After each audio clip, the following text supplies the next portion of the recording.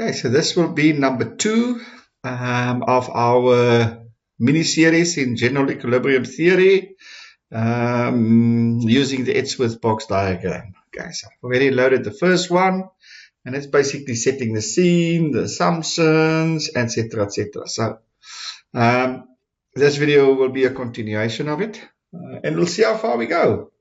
So let's give it a go. Let's go. Before we go, please remember to like, subscribe, share the video, share my channel, and let this playlist. So yeah, in the background, let the playlist run. It helps with the hours, view times, and all these things. So yeah, your support is greatly appreciated, and let's grow the channel together. Yeah, so thank you very much for that. Okay, so in our previous video, we ended with this specific diagram where we talked about this specific point here, that being, so let's make it nice and big, that specific point there, that being the initial endowment or the initial point of departure for both person A and B. Remember, we have two persons or two households or two countries or two firms or whatever you want to call it. In this case, it's households, household A and household B, or person A and person B. And each of them have two commodities, or there are two commodities in this economy, or two products, product C, which is Coke, product H, which is haircuts, and each has an initial endowment. Now, the question we want to see is whether this is, whether both A and B are maximizing their utility. Because if they don't maximize their utility at this specific point, then there's a possibility for trade. So trade will only happen if both A and B can increase their total utility. Okay, so they will trade if they can increase their total utility. But for them to trade, both A and B must think that by trading, they can improve their utility. Remember, as we said, let's continue here. We said that we're dealing with two individuals, A and B.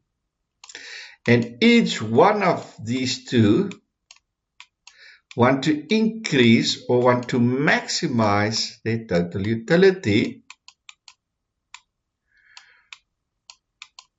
from consuming C and H.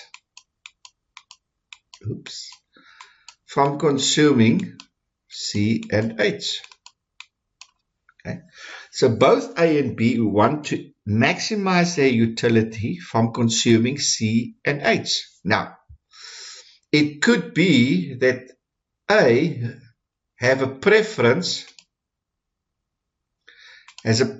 for C compared to H, and it could be that B has a preference from H compared to C. So therefore, they would obviously trade. So C would want to have as most as possible from C. Remember, A at the moment has 6C and has 2H. And B has, if I can vaguely remember, 8C and 14H. So it could be that this is suboptimal for A, is 6 suboptimal, and it want to look at potentially 8-0 situation. And thereby, if it increases from 6 to 8, then this must decrease from 8 to 6, because it still must be 14. Because remember, that is the total amount of C available in the economy. And that will be 0, and that will be 16. So that's 16 and 16. So whatever combinations there are from these two. So remember, we said that there's no hidden treasure. There's no hidden vault or place where there's additional resources or additional cokes and haircuts. So the sum of the individual endowments is the total. So if C prefers cokes, then he, not it, must probably want to have as much coke and as little of haircuts, and vice versa. So if both of them prefer coke, they can still trade because it depends. Remember, comparative advantage, something similar to that. We'll get into those things a bit later. But for now, let's assume that that person A prefers coke over haircuts, and person B prefer haircuts over cokes. And therefore, given their initial endowment, they most probably will trade. Remember, they will only trade if they both will be better off than before. Okay, anyway. So let's assume A has a preference for coke and B has a preference for haircuts. And their initial endowments, and obviously there's all sorts of combinations. It could be 6-2. Well, we know 6-2 is not preferred to 7-1, and it could be 8-1. We don't know whether 7-1 is preferred to 8-0 or 8-0 is preferred to 7-1. We can't make any value judgment except to say that 6-2 is inferior to the alternatives where coke are more than 6. And the same with person B for haircuts. Okay, so we can speculate about all the possible combinations, but we can't make a value judgments at this stage. So when we talk about utility, we by definitions refer to what we call indifference curves.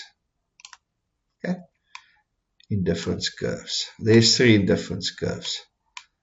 So we've got indifference curve 1,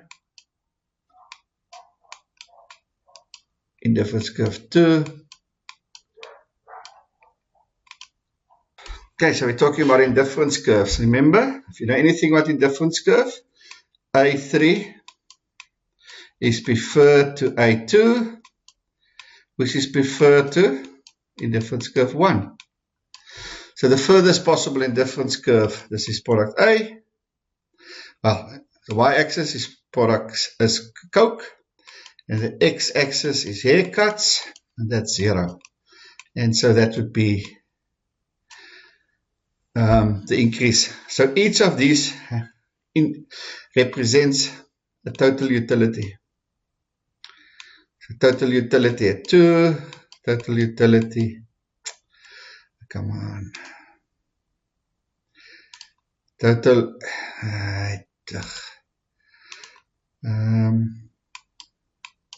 total utility 1, total utility 2, total utility 3. And remember that the total utility on each in the curve is exactly the same. So total utility there is exactly the same as the total utility there. It's exactly the same as the total utility there. So it's different combinations yielding the same amount of total utility. So these are trade-offs. That total utility, that total utility, that, and that one is exactly the same. Different combinations of coke and haircuts, but you'll see in both in indifference curve 2, it's at a higher level than indifference curve 1, etc., etc. So when we deal with utility, we by definition talk of indifference curves. Okay. So yeah, part of economics 114, microeconomics. We go to consumer behavior, and within consumer behavior, we discuss indifference curves, total utility. Okay. So that's an important concept to remember, is total utility. So for my case, I'm going to say U and T. So T is not time, T is total utility. U is utility, T is total utility. Okay. So each indifference curve represents a total utility. And within each indifference curve, you have the same total utility, but different combinations. Exactly what I spoke about here. Okay. So as you should also remember, when we talk about indifference curves and total utility, we call about the marginal rate of substitution X for Y. In this case, haircuts for Coke. I think we've got, and the y-axis, we've got, let me just confirm, yeah, y-axis, we've got Coke, x-axis, we've got haircuts. Okay, so the slope of my indifference curve, so let's quickly draw again my indifference curve, or a indifference curve. We've got Coke, we've got haircut, we've got 0. And let's say that is a endowment or a combination, and that is another combination. So in combination, call it Z. We have, let's say, 12C and 2H. And in V, we have,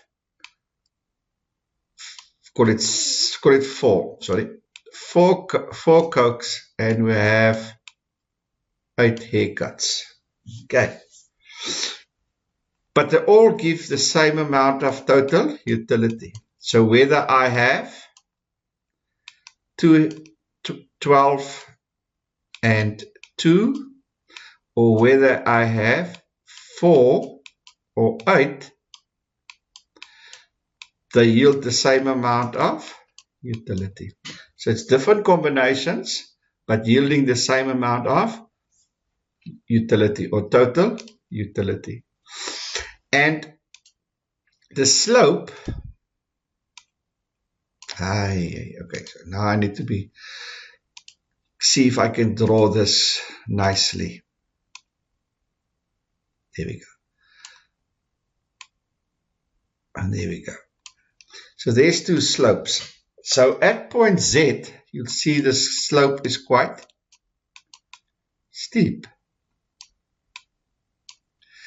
And at point V, the slope is quite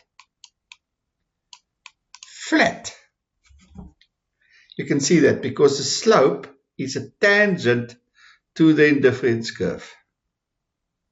Okay, so the slope is a tangent to that point on the indifference curve. And you see, and the reason why the indifference curve is shaped, because we have a decrease or change in marginal utility. Okay, so remember, as you consume less and less in C, C becomes more and more important, and therefore you want more and more H to replace it. So let's say we decrease C from 12 to 10. Then you'll say, let's say that's, I'm happy to get 1 more of H. So I'll sacrifice 2 to get 1. But now let's say you add 4 to go more than 2, to go from 4 to 2, and let's say that is 8. You don't not just want to go to 9. Nope. You're going to say, no. Because of scarcity, because at 12, my utility of C is not as much as at 4. Okay. I don't want just 1 more of H. Okay. I just don't want 1 more of H. I actually want 6 more of H. I want 6 more of H. So here the ratio is 1 to 0,5. And here the ratio is 1 to 3. And that's because of the less you have, the more valuable it is. You know that. Okay, you know that if you have money, let's say you've got 10 1 rands in your pocket.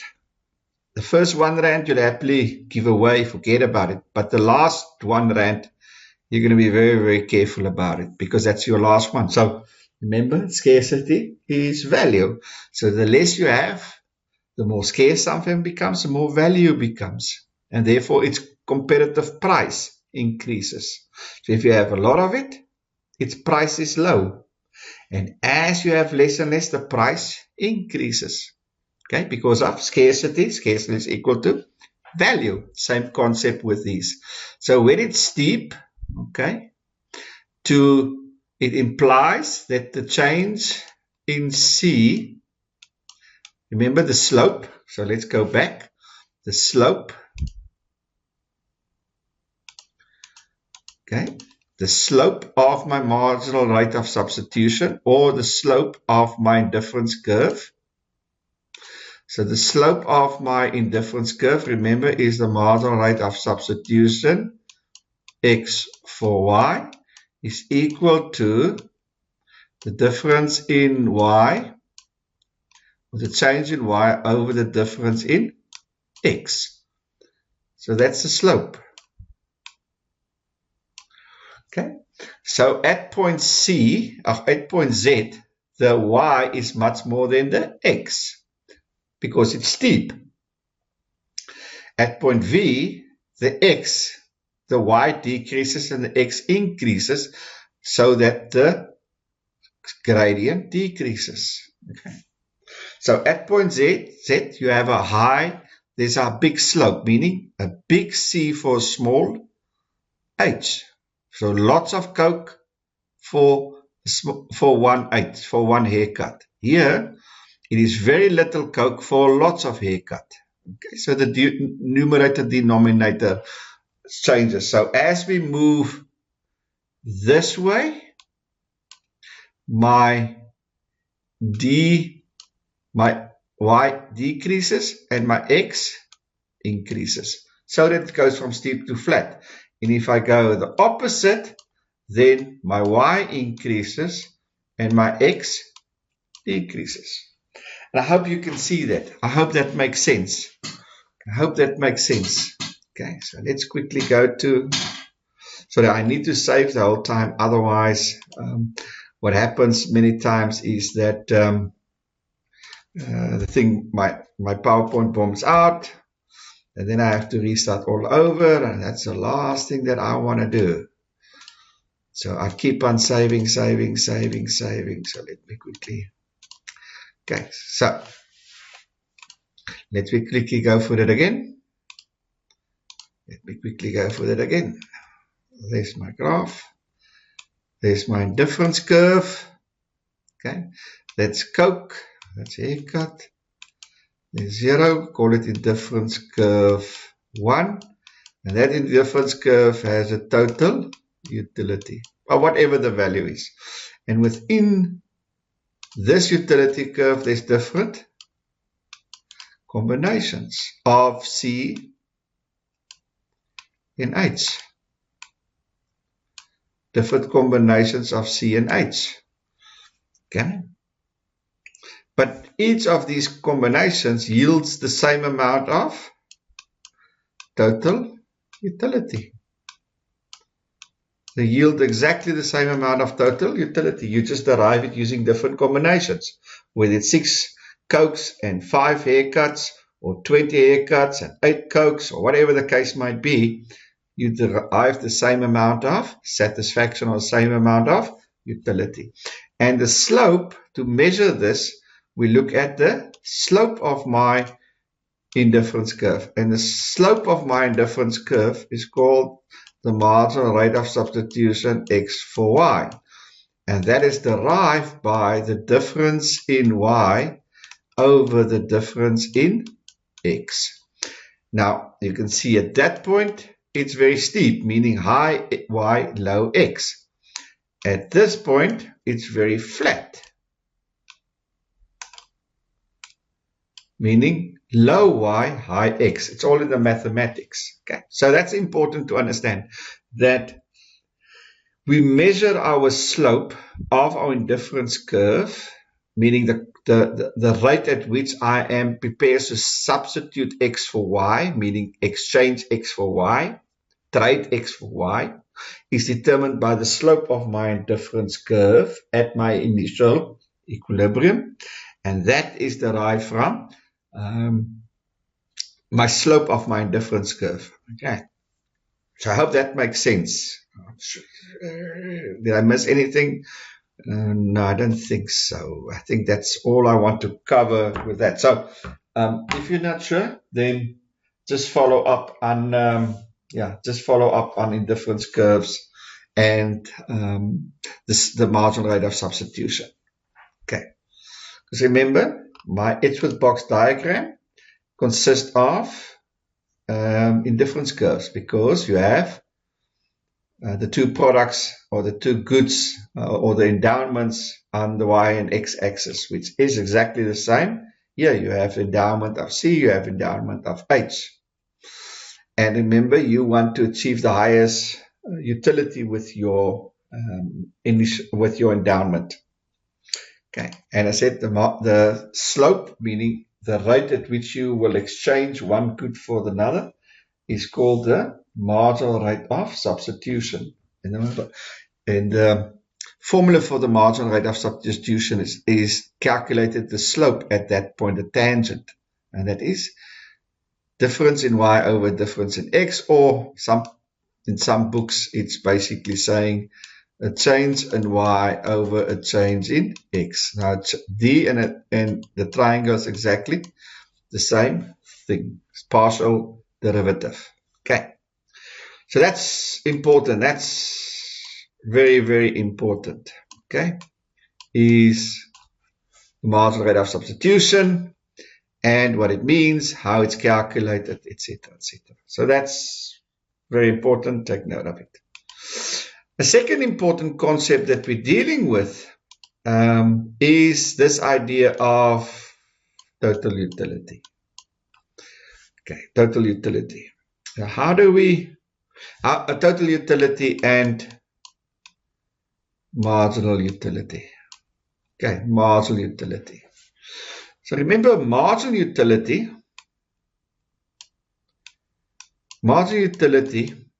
is a change in total utility over a change in x. So for example, the marginal utility of x. The marginal utility of x is the difference in total utility derived from a difference in x. And the marginal utility of y is the difference in total utility derived from a difference in y. Okay. So remember,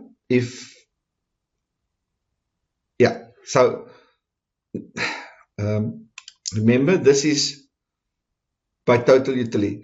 Marginal utility is if I go from this point to that point, from that point to this point, etc. So if I move up and down, that's also called marginal utility because I'm on the same utility curve. Okay, so my marginal utility of x, meaning the additional satisfaction I derive from x, is the increase in total utility derived from the increase in x. The additional utility that I derive from y is the total increase in utility divided by the difference in y. Okay, so that's marginal utility. Marginal utility is the change in total utility derived from the change in x. Okay, so again, ECOS 114 or microeconomics. So why is that important? Because we're also saying in the same breath as we're saying, let me put it in red because it's important. In the same breath as we're saying that the marginal rate of substitution x for y is equal to the difference in y over a difference in x, we're also saying that the marginal rate of substitution is equal to the marginal utility of x over the marginal utility of y. So we're also saying that the slope, this slope here, is not just equal to the difference in y over difference in x. It's also equal to the marginal utility of x over the marginal utility of y. So the slope is actually equal to two things. or the marginal rate of substitution, which is a slope, is actually equal to two things. It's equal to the change in y over change in x, as you can see there. But it's also equal to the marginal utility of x over marginal utility of y. Now, let's solve this quickly. Just mathematically, let's quickly solve this to show that is indeed the case. And it's just not just a statement. Okay, so remember that here I've got total utility. So what is my marginal utility? So if my total utility is constant,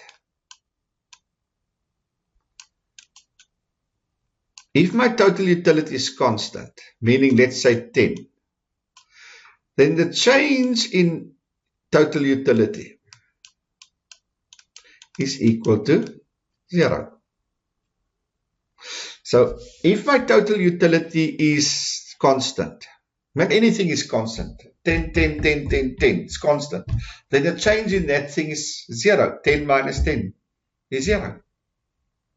So that's what we're saying here, is that we're saying that if I'm on this indifference curve, then that equals a certain amount of total utility. In this case, let's say 10. And therefore, the change in total utility, remember the change in total utility is marginal utility, must be equal to 0. So that's important to understand. So anything that's constant, if it rained 10 millimeters today, and tomorrow it rains 10 millimeters. Okay, so today it rains 10 millimeters, tomorrow it rains 10 millimeters. Then the change in rainfall is 0. That doesn't mean that it didn't rain. That's not what we're saying. We're just saying that change in the rainfall is 0 because it rained 10 millimeters today and it rained 10 millimeters yesterday. Remember that. So anything that's constant has a 0 marginal rate. And in this case, because we're operating on the same indifference curve, I have a constant total utility. And a constant total utility is equal to a marginal utility of 0. I hope that makes sense. Okay, so there's my difference in total utility sits there. I actually need to make a little t there. Total utility. So if we, and as I said, marginal utility is this formulas.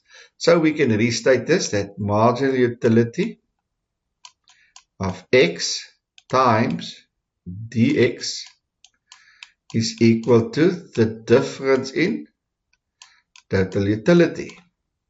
In this case, my marginal utility of y times dy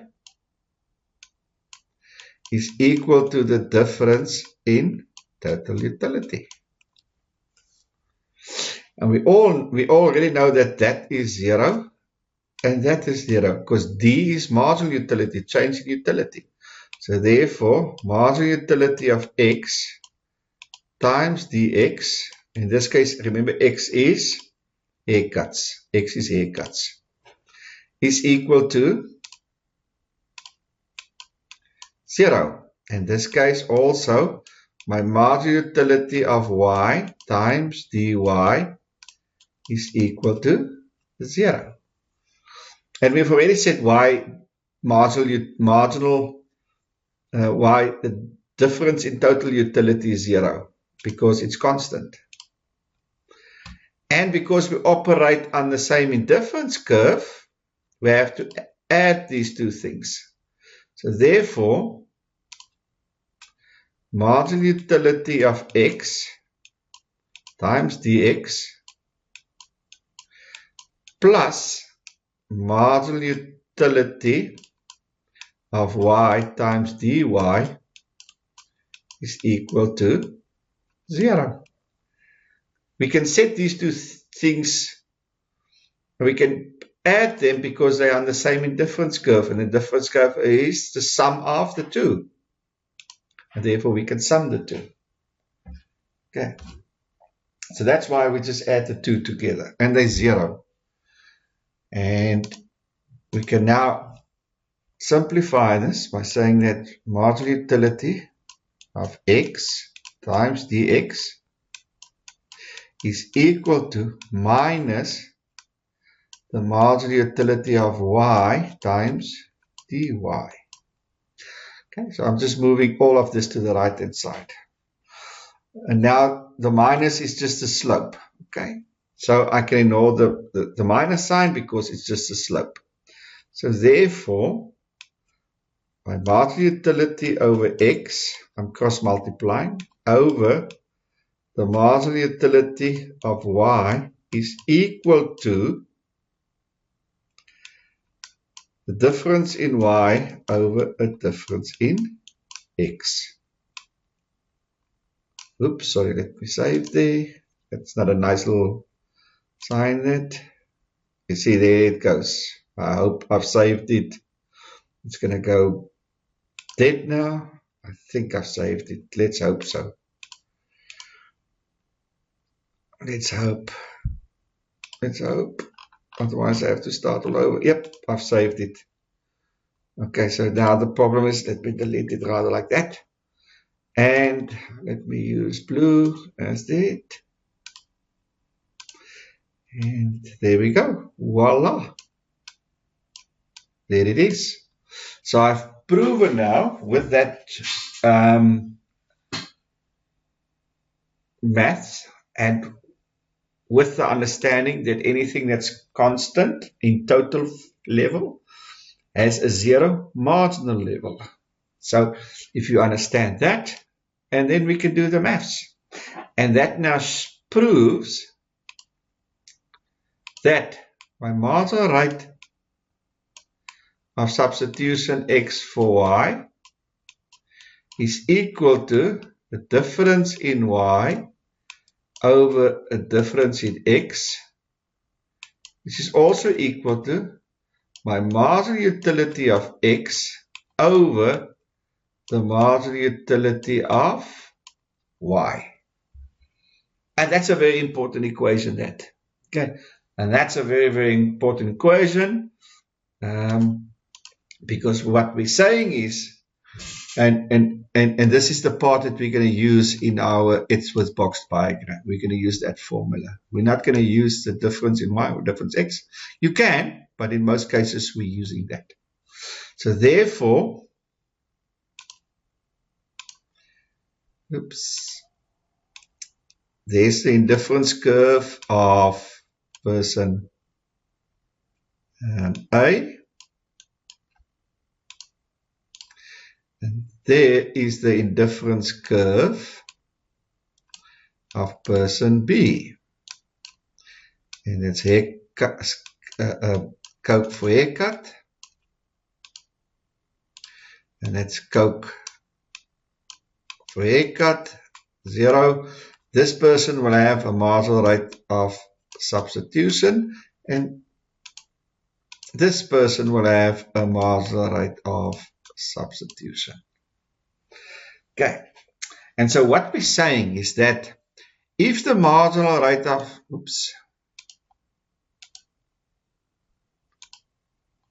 let's see if I can change the color. Can I change the color? Purple. They were saying if the marginal rate of substitution for person A, x for y, is equal to the marginal rate of substitution for B, x and y. If these two are equal, then we're at equilibrium. Then they won't trade because they're at the maximum level of satisfaction. They are at the point where they're happy, where they're maximizing their utility. So when these two things are the same, when the marginal rate of substitution, meaning the slopes of these two indifference curves, when they're exactly the same, okay, how do we know they're the same? Because their marginal rates of substitutions are the same. When their slopes are the same, or when their marginal rates of substitution are the same, then they are in equilibrium. Then we are in general equilibrium. Demand is equal to supply in both markets simultaneously. Remember, that's important. It's all the markets must be simultaneously in equilibrium. Then we are in general equilibrium. So you have to have all these partial equilibriums. So let me repeat. When the slope of these two individuals, when the slope of the indifference curves are exactly the same, meaning their marginal rates of substitutions are exactly the same, then they are in equilibrium. Then they are maximizing their utility. Therefore, they will not trade. However, if it's not equal, then they will trade because they both believe they can be better off by trading. And they will trade until their marginal rates of substitutions are exactly the same. Then they are happy. And we're going to show that with the Edgeworth Box diagram with mathematics and the mathematics going forward. That's the central argument for now. When will they trade? They will trade when their marginal rates of substitutions are not equal, meaning they can still improve. And by trading, their marginal rates of substitutions will continue to change. And they will trade until their marginal rates of substitutions are exactly the same. When they are the same, they will cease to trade because they both are maximizing their total utility. And therefore, when the marginal utility of X over the marginal utility, now let's see if this is gonna back verse. Let's rather, oops, you see there it goes again. I think it becomes too much. I don't know. But let's open it again. Let's rather not do that. Let's rather not go that way. I think it's too much. So let's see if I can delete this. Yeah, it's going to take the whole thing now, delete. Okay, so let's rather go here. And then put it there and say, I'm on purple, so let's go orange. If the marginal utility of X over the marginal utility of Y for person A is exactly the same as the marginal utility of X over the marginal utility of Y for person B, then they are at equilibrium. They will not trade. Okay? So that's very important. That's the steady state. That is our general equilibrium position. If it's not the same, then they will trade. And we'll see how that works. Okay? But that's the steady state that we're working towards. We're working towards this state. And we want to know whether they're going to trade or not. We look at this. And so when we have an initial endowment, okay, we can calculate the marginal rate of utility of X, marginal utility of Y, and compare it for A, compare it to for B. And if it's the same, they're fine. They won't trade. They're happy. They're maximizing their total utility. But if it's not the same, then they will start trading. So it can either be that this one is bigger.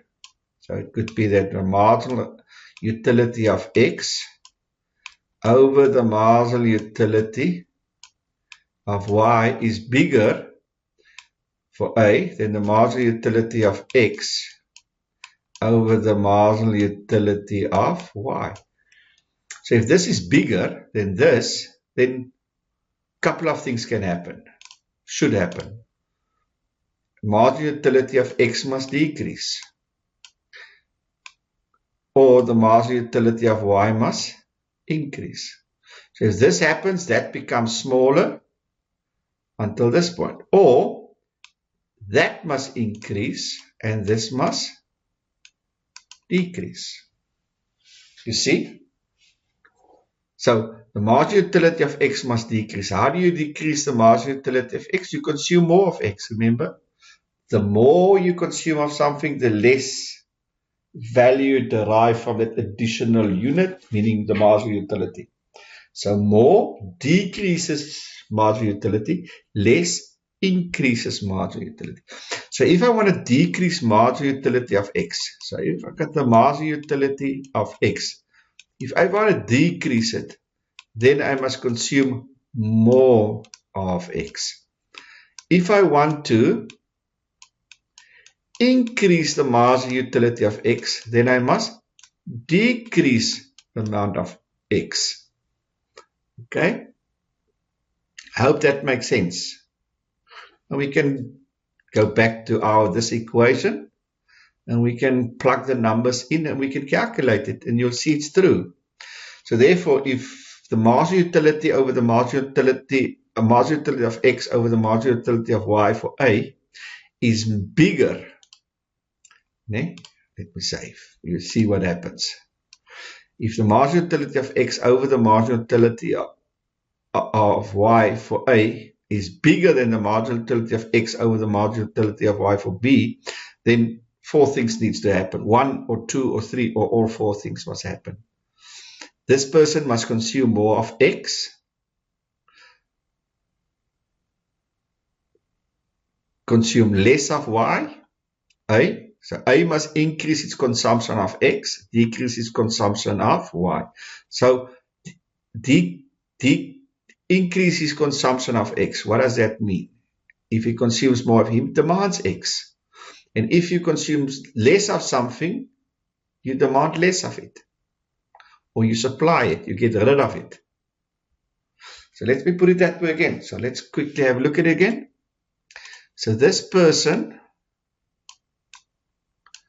must decrease his marginal utility of X. Remember, and therefore he must increase his consumption of X. That means he demands X. Think about it. If you must decrease your if you want to decrease your marginal utility of something, you must increase your consumption of that. Remember value, scarcity. To decrease the value of something, there must be more of it. And if you want more of it, you demand more of it, meaning you demand increase for that. On the other hand, the person's marginal utility of Y must increase. And therefore, you're going to decrease that. And therefore, you supply. You get rid of it. Of Y. So person A will demand X, supply Y. And the opposite will happen for B. B will demand X and supply Y. Therefore, demand for X, supply for Y. Hope that makes sense. Let me save. And vice versa. If it was the other way. Okay, if it was the other way, then you'll have exactly the opposite. So we can calculate this, and we can calculate that. And then we can know whether equal, or if A is bigger than B or B bigger than A. If we know A is bigger than B, then we know one of 4 things. What must happen? If we know B is bigger than A, then we also know what must happen. And that will tell us about who is buying and who is selling, who is demanding and who is supplying. Figure that one out. Right? Cool. Okay, so let's park there for now. It's a lot being said. So let's park it for now. Let me save. Sorry, I need to keep on saving, because you see what happens. And that will be the starting position for our next video, is following on what we said here. But these statements or equations or points are very, very, very important to understand the concept of general equilibrium. Okay, it's crucially important that we understand this particular point. Indifference curves, marginal rate of substitutions, marginal utilities, and to increase marginal utility, what must happen? To decrease marginal utility, what must happen, etc., etc. And why they will trade until their marginal rates of substitutions are exactly the same. So it's fundamental to our understanding of general equilibrium using our Edgeworth Box diagram. Okay, so I hope this makes sense, and look forward to hosting my third video in this. I hope you're enjoying it, taking a punt. Hopefully it works. Hopefully it's helping and assisting you understanding general equilibrium. With that said, look forward to hosting you. And again, please, boys and girls, go and like and subscribe, share the videos. Let's grow the channel together. I really appreciate it. With that said, I'll see you on the other side.